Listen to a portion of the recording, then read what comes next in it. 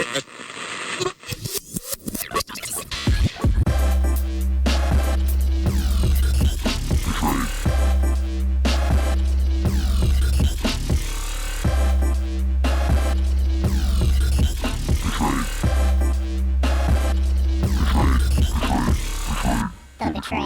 back to The Trade. I'm Gina Beck. This is Drew Williams. Thank you for listening, liking, commenting, and subscribing. We appreciate y'all, especially the reviews on Apple Podcasts. It really means a lot. Yeah, and like always, thank you again for the continued support, the continued engagement, and the hashtag Banana Cats. How are you, Drew?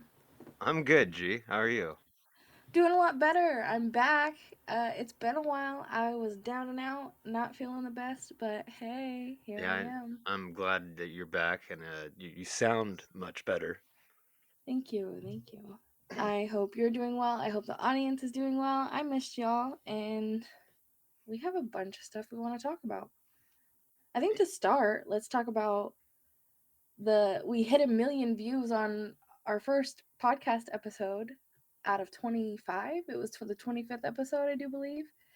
Yeah. And yeah, about Luca Magnotta. So thank you guys for listening and interacting with that episode and getting it to where it's at. We hit 1 million in a year on it.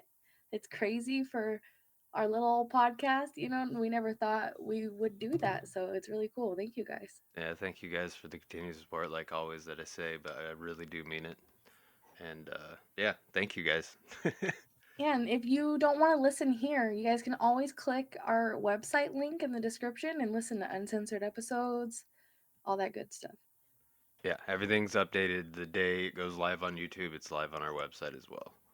I think I'm going to start this one off with this article I found from another YouTube channel called Reignbot. Reignbot, she's kind of in the same circle as like Mama Max and all those type of people.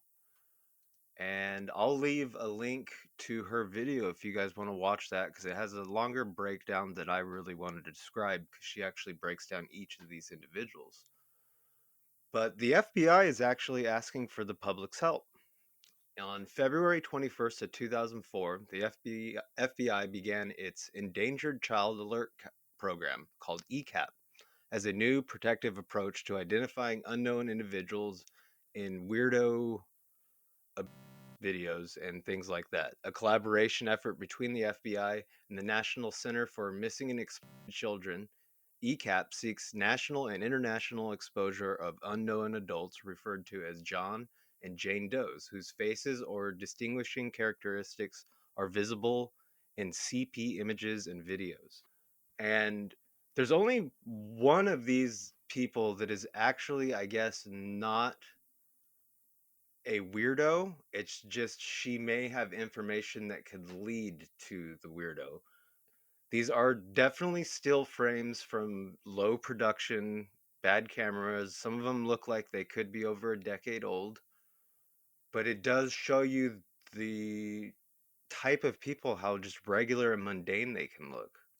We always say this, it's always the people that's closest to us, but it's definitely because they have the access. They have that access. So it's like easier for them, I feel like, right? But definitely take a look at those pictures if you guys want. Yeah, it's like someone's grandma, someone's aunt, someone's uncle, like just normal looking human beings. I guarantee not one of them looks out of the ordinary. No, they all look like very run of the mill type people, and that's like we always talk about. Is the majority of them look just like the rest of us. Now, I wanted to talk about this cuz I think this was even last night or the night before. I was scrolling through good old good old TikTok. And it's funny cuz it's TikTok. Drew hates TikTok. But I came across this and I didn't know this, and I want to know if you knew this.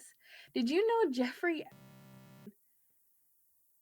had an episode on VH1? I didn't know it was VH1, but I had heard that he had some episode on some type of larger channel back in the day. How old was it? Um, well, I was like, is this like made up? Was this edited? Right? And so I Google it and there's a New York Post article on it. So instead of showing the video, because I'm sure VH1 will be like, meh, we will link the video in the description, and I'll just read this article to you guys. VH1's cringe-worthy Fabulous, it was called Fabulous, Jeffrey Epstein show resurfaces. This is actually an article from 2021 when it started resurfacing. It's not exactly fabulous. A clip of disgraced, you know what Jeffrey is. I don't have to say that word. On VH1's The Fabulous Life of has resurfaced. Oh, it's The Fabulous Life of. And they were like, yeah, they were showing off things. They were like, and some of the things that they were saying, okay, and they said it during that time, it sounded like they knew how they were like wording it. You guys just have to listen to it, I guess. And he even was a teacher, and then he bought a schoolhouse when he got like a bunch of money, Yeah, and they I'd were like, heard that before. they were showing it off like it was a great thing, and it was like that's where he probably did a lot of crazy stuff. I kind of remember this was not the show was Fabulous Life of, right? So they did Yeah, multiple people, right? So it was like yeah, Lifetime of the Rich and Famous type thing. Okay, I kind of remember right. that. It says a 2-minute cringeworthy clip from Epstein's feature on the show was shared by a Twitter user this week and is spreading like wildfire. 35 seconds in, and you're thinking, this won't get worse, but it does, wrote the woman Eon Higgins, who posted the video, who died by, you know, in 2019, was featured on a reality series in a 2007 episode called The Fabulous Life of $1 billion Wall Street Ballers. Okay, so the title only used fabulous, I don't know. But it's called The Fabulous Life of $1 billion Wall Street Ballers. So yeah, they were putting him on a pedestal for getting his way to the top and how he did it, I guess. But they didn't reveal how he really did it. Well, it's one of those things, it's maybe they knew but they couldn't. Of course, and it really sounded like people knew in that even in that short clip. You'll have to watch it. The financer was revealed to have been worth around 560 million shortly before his death. Jeff was a high school math teacher who traded his blackboard for the big board. The narrator says he just couldn't keep out of the classroom. When he bought himself a house, he bought himself a schoolhouse. This, of course, is his famed Upper East Side mansion, which just sold for 51 million. There, Epstein kept a bizarre painting of his buddy Bill Clinton in a safe filled with hundreds of photos of his victims, many of whom were underage. It's also where the convicted, had ghastly massage room filled with a table and toys. It was incredible bells and whistles, commentator Jason Oliver Nixon boasts in a hard to watch testimonial. Closed circuit televisions, a heated sidewalk out front so snow melts. The video also brags about his small fleet of private planes, including a Boeing 727 that he used to fly around the world with Clinton and Kevin Spacey, who's been accused of stuff also. What do you need a commercial sized airliner for? Asked Paper Magazine editor at large Mickey Boardman in the clip. We now know the answer is to bring his rich friends to his island on a plane called Lolita Express. The jet setting with Bill, all in a day's work for their Wall Street mogul, the narrator says. So the article is very vague, but the video is great and very informative. You guys should definitely click on the video and check it out. And the other thing I want to talk about is really like uh, out there. Um, I'm gonna say it, and you're probably gonna have to cut it. But if you guys don't want to know what I said, go to our website or click the second article that you see down below. Chester, known as Mr. Kill, was arrested in Phoenix. It's a lot. Yeah, it's a lot. Yikes. Yeah, it's a lot. I know, and you guys should see what he looks like. Like, it's not. He looks he actually looks like what you would expect the stereotype to look like. And his He's eyes are like wide open. He looks like he's holding back a smile too. It's really messed up. But he's convicted and from California. He has been arrested in Phoenix after failing to register his Facebook and email accounts as required. The man has made national headlines going by the name Mr. RTK as the title. RTK. Yeah, that's so messed up. Which means, and it says what it means again, but I'm not going to repeat it. Police arrested Carrie J. Smith, 61, Wednesday after he allegedly, it says, used social media to contact the mom of a boy. He reportedly officers found him at an apartment near 19th Avenue and Hatcher Road. A 7-year-old boy, like what? yeah, ugh. And he called himself that the nickname. It might have been given to him. It's, Does it say? Let it me was see. Says I didn't respond. I just let him be, hoping he would keep doing it. I notified the attorneys out here, Lynn Renner, the mother of that 7-year-old boy, said. Renner said Smith's person. She attended every hearing, hoping to keep him out of the community. The case dates back to 1999. So I think it's just something he's known for in the community. The name that's given to him is what it sounds like.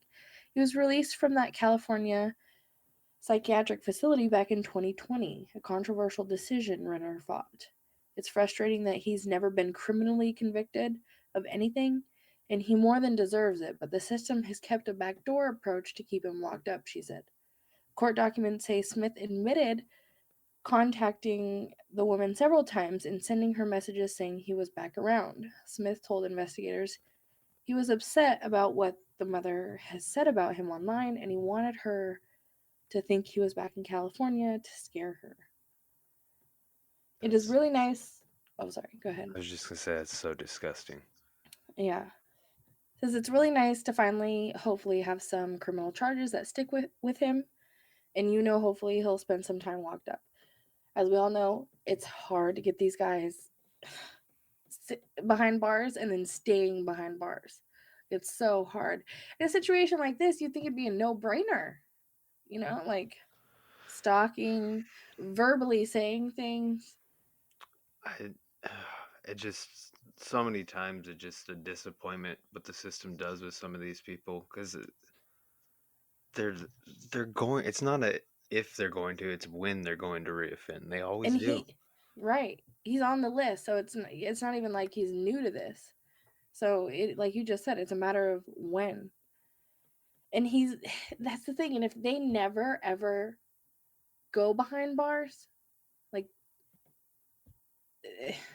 I feel like there's a lot of room for them to be like, I can get away with it and not be locked up forever, you know, because they know and like these guys pay attention. These guys pay attention to channels like channels. They pay attention to podcasts like this. Like they pay attention to things where what they're doing could be talked about in order for them to hopefully learn more in some kind of weird way.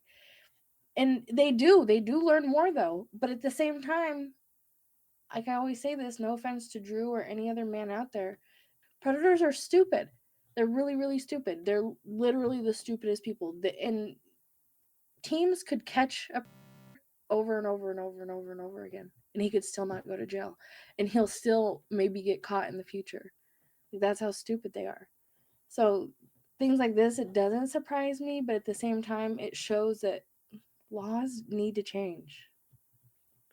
Yeah, I mean that's one of the big things. I mean, since we've started this from day one, is more punishment for these guys because the slap on a wrist method is obviously not working, and it's been decades of proven not working.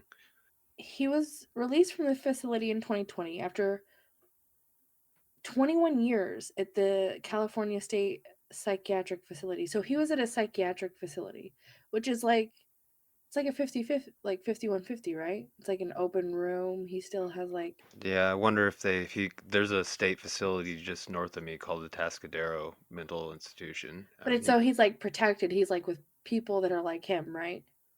Yeah, and I would assume maybe other people that are just mentally ill, maybe not as much of a weirdo. Okay, so he testified that he fantasizes about doing the R word to boys and claims to have killed 3 boys and 200 others. Wow. Wow.